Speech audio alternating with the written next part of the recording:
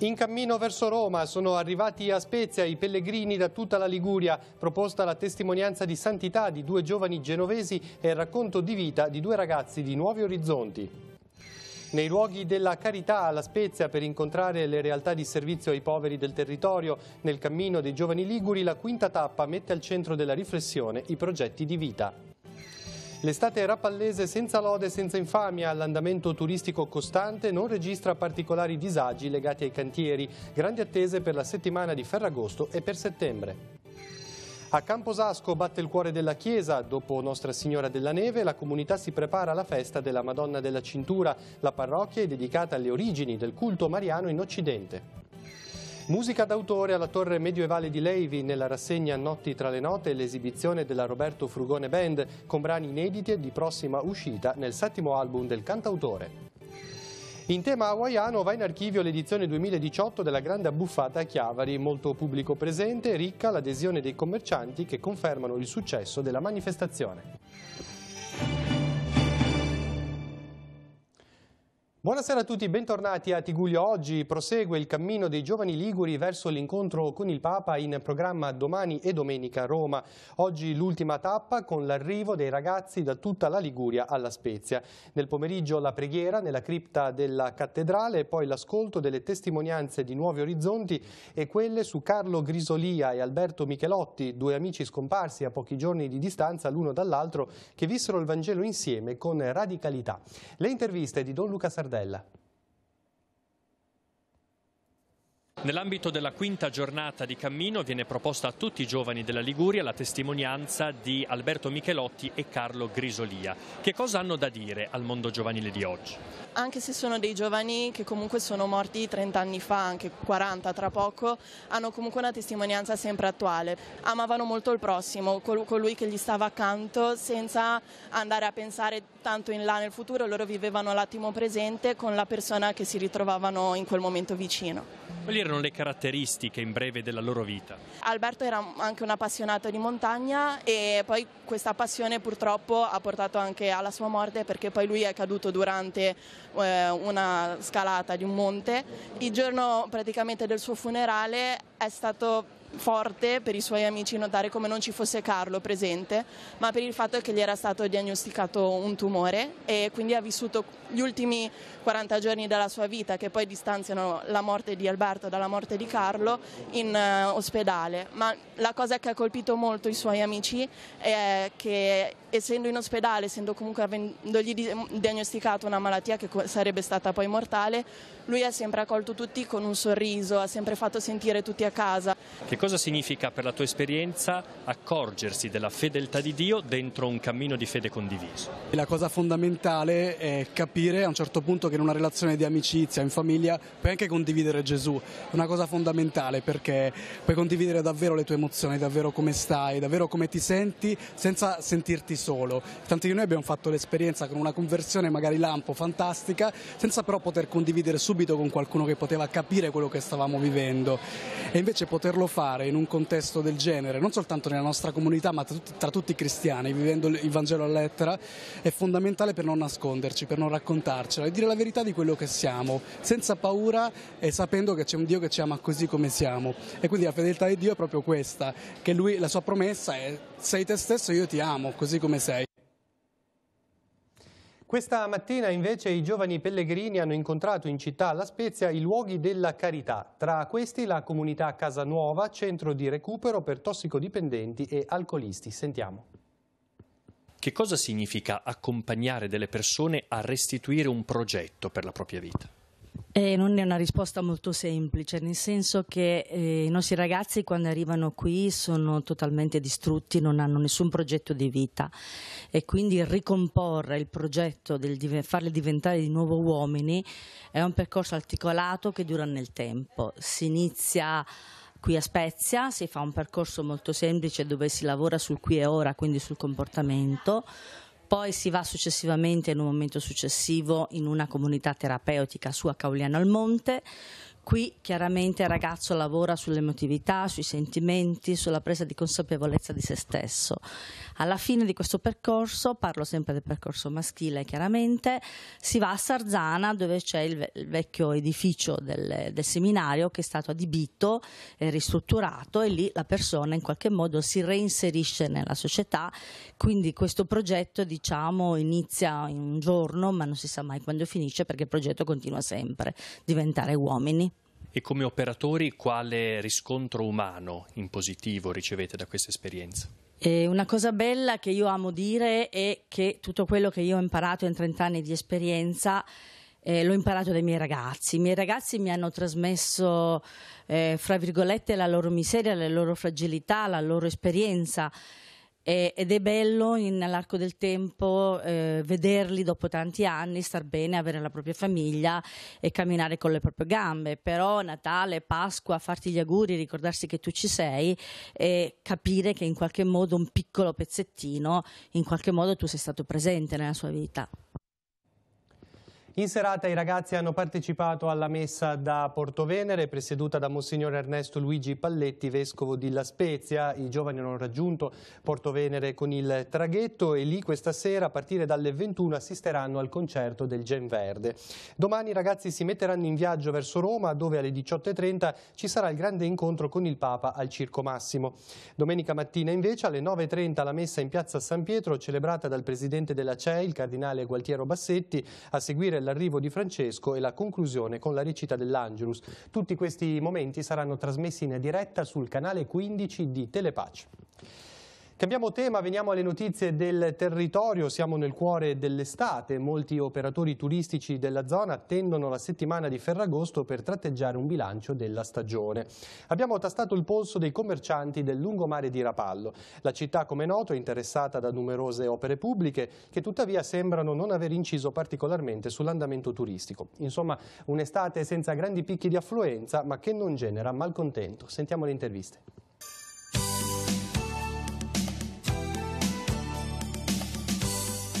Non è un'estate dalle tinte forti per gli operatori turistici del lungomare di Rapallo, ma tutto sommato il trend non genera forte malcontento. Reggono bene le presenze straniere e le grosse aspettative sono riposte nella settimana di Ferragosto. L'affluenza non è sicuramente quella dell'anno scorso, non ci sono le persone che c'erano l'anno scorso, però si lavora, non è che non si lavora.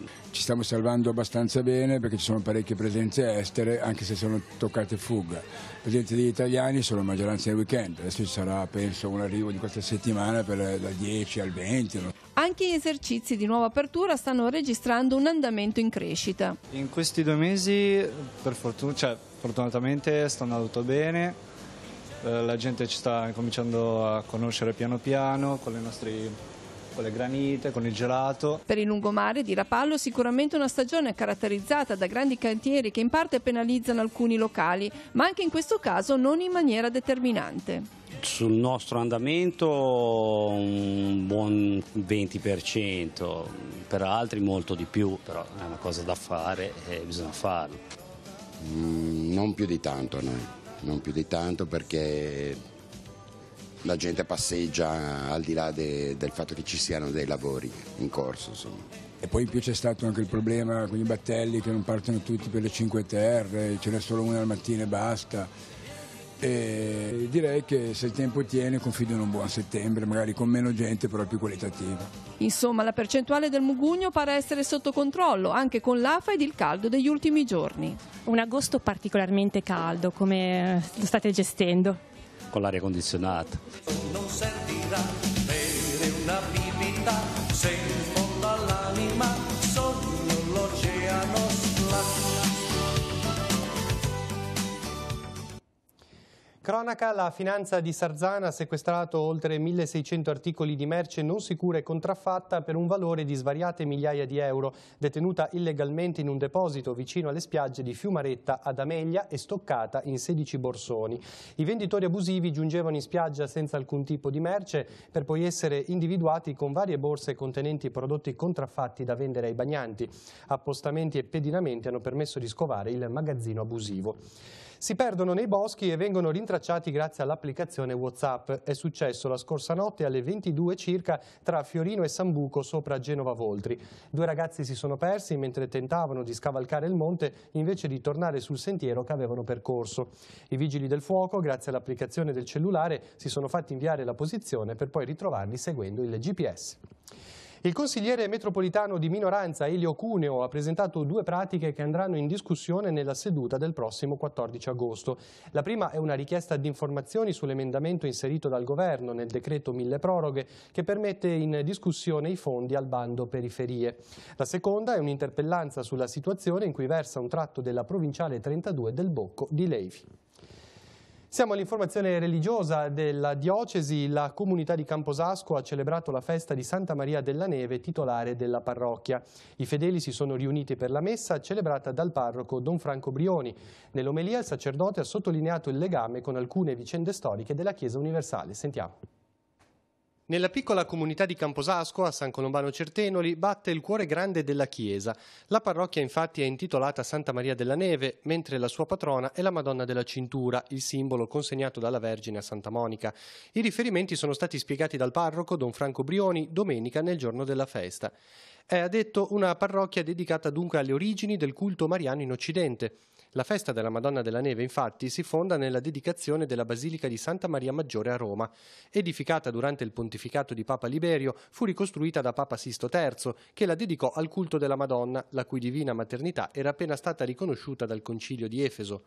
Per noi di Camposasco è un onore, ha spiegato Don Brioni nell'omelia, tutta la nostra comunità è affidata alla Madre della Chiesa. Per noi è particolarmente preziosa perché facciamo memoria proprio della dedicazione della nostra parrocchia, quindi la titolare della nostra parrocchia è proprio la Madonna della Neve ed è un'occasione nella quale tutta la comunità si riunisce in un modo molto semplice, fraterno e anche gioioso per condividere quello un po' che è il cammino di questo percorso di comunità. I fedeli si sono ritrovati per la messa mattutina celebrata dal parroco. Al termine è seguito un momento tradizionale di festa. La preparazione è legata soprattutto alla liturgia, per cui vuol dire preparare bene i canti, preparare bene la Santa Messa e condividere l'Eucarestia con un cuore affidato. Ecco, semplicemente questo, sempre facendo riferimento a Maria come Madre della Chiesa, che per tutti è riferimento e guida. La zona pastorale di Levi Camposasco si prepara ad altre 3 feste, quella di San Gaetano domenica 12 con la messa alle 9:30 e il Vespro alle 17:30 con la processione.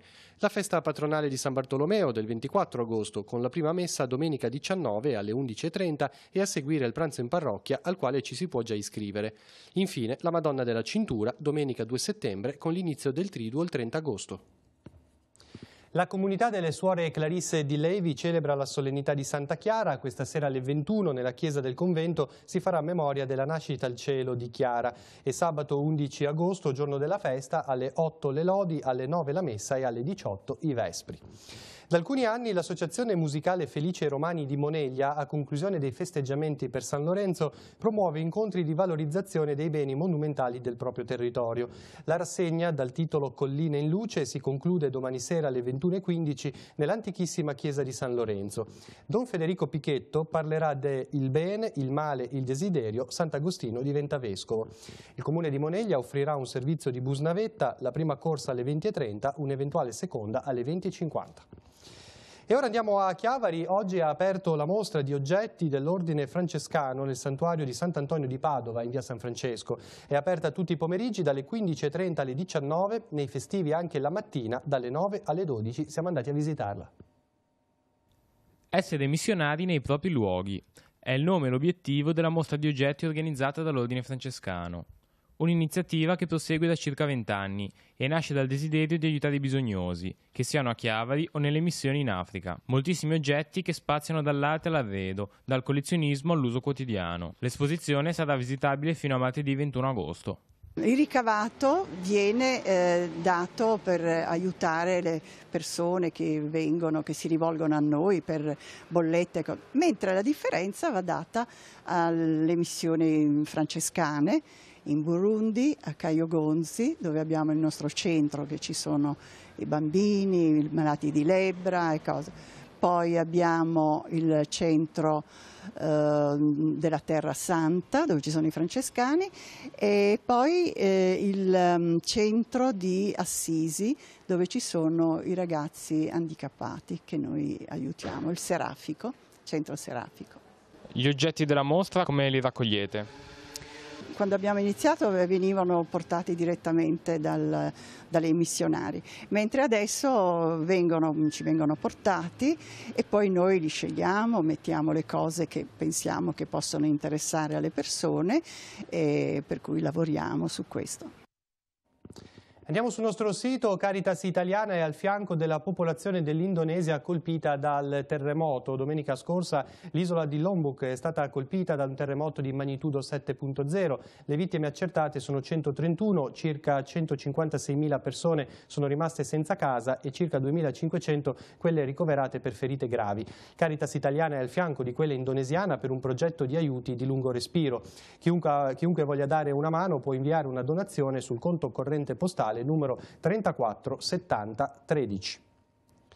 Secondo appuntamento per la rassegna Notti tra le note a Levi. Nel suggestivo scenario della torre medievale si è esibita la Roberto Frugone Band. Durante lo spettacolo il cantautore ha proposto una selezione di brani editi ed inediti della sua discografia, nonché alcune delle novità del 7° album attualmente in produzione. Siamo andati a vedere.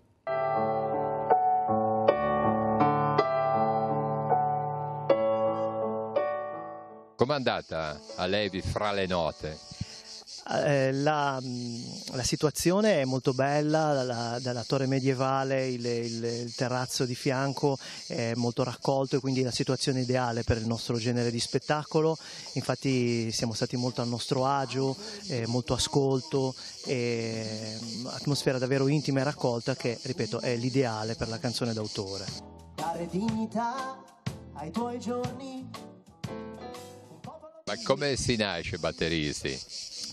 Ma per me è stata una passione fin da ragazzino più che da bambino, ho iniziato abbastanza tardi. La mia fortuna è stata che pur non sapendo suonare nessun altro strumento mi è capitato di avere abbastanza orecchio, per cui quello che cerco di fare anche nella nostra band è non suonare per me, ma suonare per il brano. Ma al basso mi tengono qua nel gruppo per bontà, perché un po' per l'età, un po' per sono scarso, però no, è un'esperienza bellissima. Al basso è lo strumento, diciamo così, meno appariscente, ma diciamo è quello che fa, diciamo, lega la parte ritmica alla parte armonica e quindi, diciamo, ha il suo ruolo. Ci vuole tantissimo affiatamento, anche perché spesso il tempo che abbiamo è poco per fare questo lavoro. E quindi al di là dei livelli tecnici, dei virtuosismi, come dicevano loro, quello che è importante è che ci sia questa intesa per poter arrangiare e andare tutti il più possibile velocemente nella stessa direzione. Portiamo avanti un repertorio interamente originale, io scrivo le canzoni, le propongo al gruppo e poi ognuno ci mette del suo nel comporre insieme agli arrangiamenti e questo è la cosa che poi lo rende bello, lo rende originale, credo unico e anche abbastanza amalgamato il nostro suono e spero piacevole per chi lo ascolta. Andiamo a Chiavari, dove ieri sera le vie del centro si sono animate per l'ultima dell'edizione 2018 della Grande Abbuffata. Abbiamo sentito il presidente dell'Ascom per fare un bilancio dell'iniziativa. Lo ascoltiamo. Seconda e ultima serata per la Grande Abbuffata in via Martiri della Liberazione e via Vittorio Veneto. L'evento, organizzato dal CIV per valorizzare gli esercizi commerciali e il centro storico cittadino, consentendo a turisti residenti di cenare nel suggestivo contesto dei Caruggi. Molti i ristoratori, bar e gastronomie che hanno partecipato, allestendo stand a tema hawaiano. Buon numero di clienti nonostante la data infrasettimanale e la pioggia che per qualche minuto ha bagnato la manifestazione.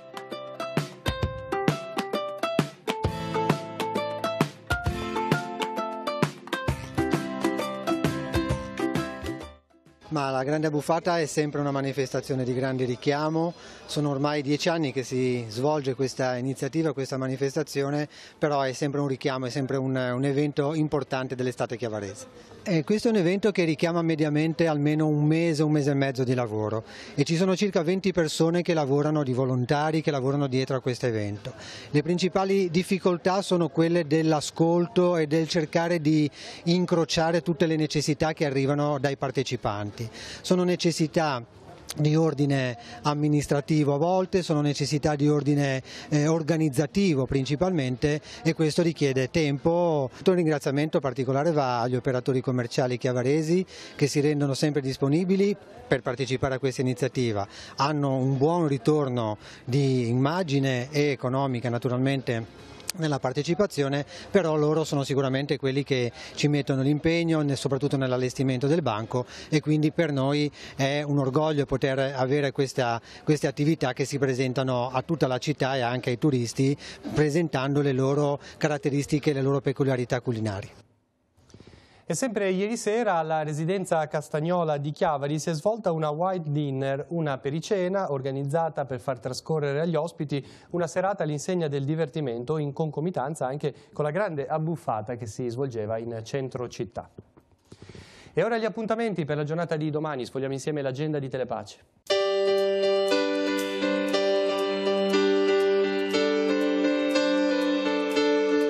Appuntamenti in agenda per sabato 11 agosto. Torna il consueto appuntamento con il mercatino dell'antiquariato a Chiavari, dalle 8 alle 20 per le vie del centro storico. Sarà inaugurata la prima esposizione delle anfore romane pescate da Gianni Paccagnella con il suo motopesca, l'inizio alle ore 11 al Museo del Mare di Santa Margherita Ligure. La mostra dei lavori degli ospiti dell'Anfas di Villa Gimelli verrà inaugurata alle ore 11 nella sede della Lega Navale di Rapallo. Al centro sportivo comunale di Ziona di Carro, palio di tiro con l'arco tra le frazioni del comune. L'iniziativa si svolgerà dalle 16 alle 19 e dalle 21 alle 23. Festa anni 80 al Parco Pertini di Sesta Godano, dalle 19 stand gastronomici, musica ed animazione.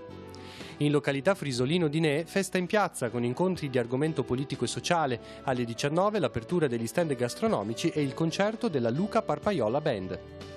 Inaugurazione della mostra di pittura Painted Paper Between Stones di Andrea Pescio, alle 19 nella Torre Saracena di Framura.